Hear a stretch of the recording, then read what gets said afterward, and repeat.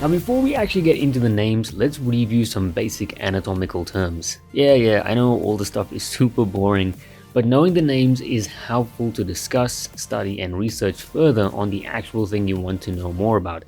Anatomy is like a language. You could get by with just a few general sentences and terms, but knowing the actual proper ways in which to communicate will get you further into understanding, and in this case drawing, the part that needs attention. So here are a few general terms that will be used throughout the body, whether it's the skull or the arm or the torso. All of these terms will pretty much be used universally on the body. First up, we have medial, lateral, anterior and posterior.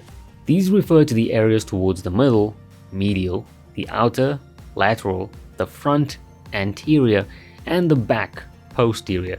Think of these like the cardinal points of the body. Oh, and superior or supra means above, while inferior or infra means below. An easy way to remember these would be to think of superheroes, superior, as flying above us, inferior, below people.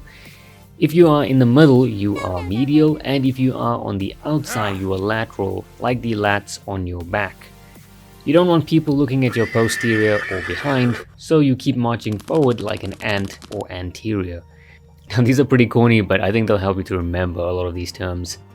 Another set of terms you'll hear a lot is origin and insertion, and these are just fancy terms for where a muscle begins, origin, or ends, insertion, and that's about it for those simple terms.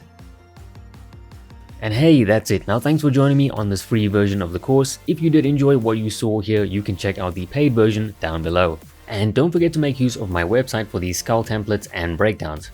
All the links can be found below, and I'll see you in the next one.